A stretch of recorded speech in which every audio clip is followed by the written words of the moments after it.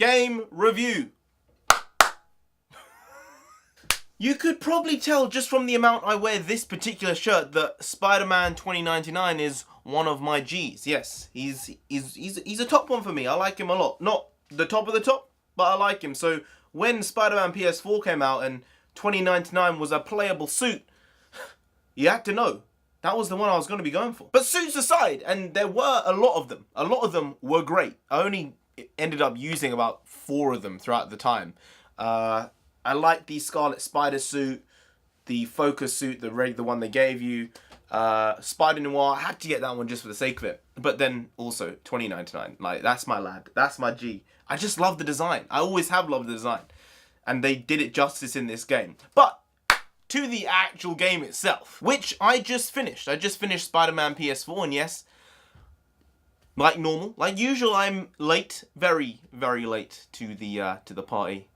You know.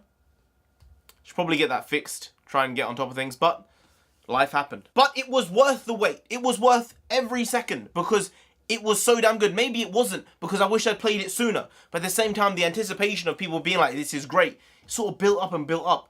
And even though I was really, really late, the game was so damn good. I might have spent over 10 hours just swinging through the city. Like, not stopping crimes and stuff, simply swinging. Like, the mechanics for that was so good. You just felt, it was incredible. It was mad. The story overall as well was really, really good. Now, admittedly, I'm not the biggest Spider-Man fan, whether it's Peter Parker, Miles. I like Spider-Man 2099, but, you know, there are things I like and things I don't. He's probably one of my favorite Spider-Man. But, yeah, I never really connected with the character that much, for one reason or another. I don't know why. He was always cool, he was always fun, but he was never one of my favorites. You know, just never was. But this game made me love the character.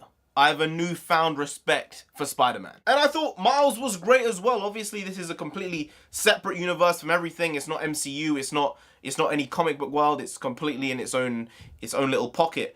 And I like Miles a lot. I think he added something to the story. He added like this brother template for Peter, and I think it was really needed with what he was going through in the story.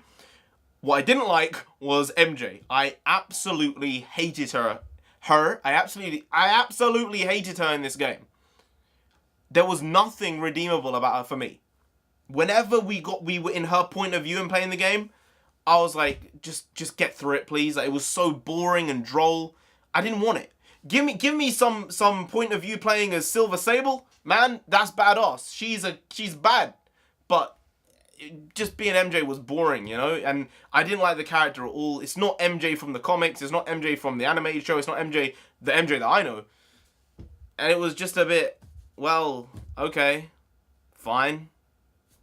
You didn't really need to be there, for me. For the story, she might have pushed along the story a little bit, but she was a bit auxiliary, not really any fun at all.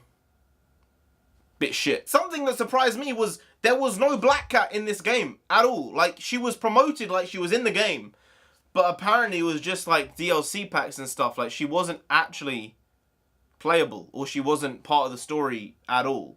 I do know there was a Taskmaster secret boss fight. I haven't played it yet, but I'll find it and play it eventually, because he was like scattered through the game in parts, and I was worried that he might be a DLC, but apparently he's not, but Black Cat is. So that's cool. At least, you know, there are things with the Marvel Cinematic Universe and the Marvel Universe overall which makes it special. And Spider-Man, even though his character prior to this, is not one I really attach myself to, I appreciate the world building that Spider-Man does for Marvel.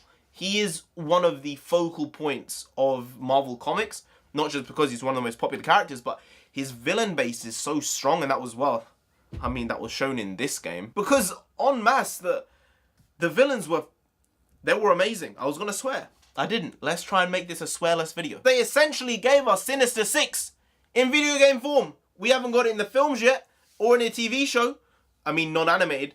But damn, I think they did it best. I don't think you can top this at this point. Don't do it in the films, you know, in the near future, because there's going to be a comparison, and this is just too good. Rhino was Rhino. Yep, the brute. Vulture was cool, you know, they gave him the way he is in the comics. Electro was fine. Scorpion was quite cool. You had a few cool scenes with him. Wow, falling apart, can't even speak. We had a few cool scenes with him. Mr. Negative, Mr. Lee, I thought he was so great at the beginning of the game. I thought he was incredible. Unfortunately, by the end of it, he fell apart. For me, the fact, oh, he was abused and he was this, I mean, it's shit.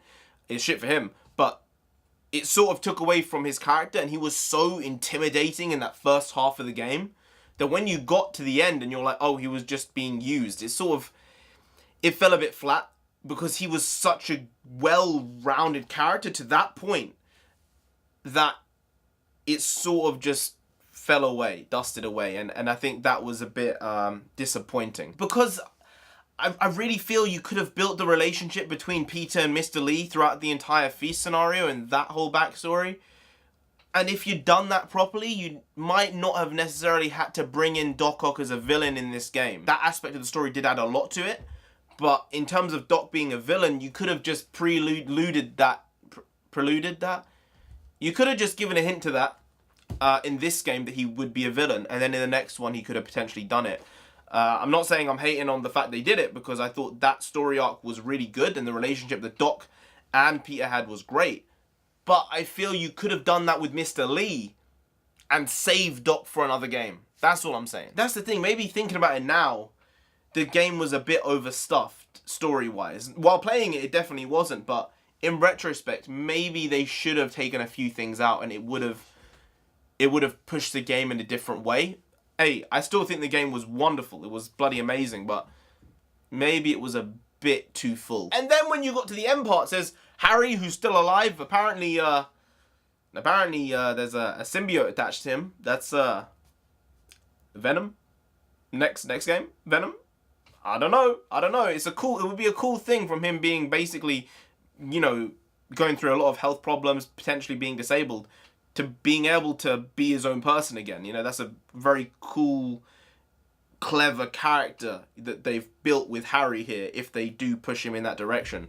So, hey, Venom in the next game, I'm not mad at it. Also, for kids and teenagers, those little engineering mini-games, you know, engineering is a strong word, circuitry mini-games, they were really, really well done. And it's small things like that that can change someone, you know, or push them into doing something that they might not have thought of doing, you know. Thankfully, they were skippable, because sometimes I was like, no, I don't want to take my time doing this. But for someone who's interested in that, for someone who has never done it before, or you know, done physics before and learned about series circuits and all this other stuff, you know, it could have inspired some people, kids, teenagers, to push down in that direction potentially. I'll just finish off with this. The game was beautiful. The mechanics were great. Visually, it was stunning. Story-wise, it was very, very solid. And the ending was heavy as hell, man. The Doc stuff itself was a bit emotional anyway, because of the relationship those two had built up. But the May scene at the end, man, you broke me. I was broke. I was bawling for minutes and minutes and minutes. It was so well done. It was such a well designed scene, and it was simply because I was connected to the characters. And just to point out, I don't think I have yet, but the voice cast, I'm gonna do it. You did such a fucking amazing job. It was so well executed from that point of view.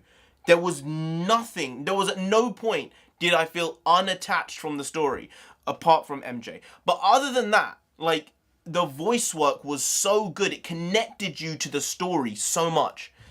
And if you have a bad voice cast, you have bad voice acting, the game is dead.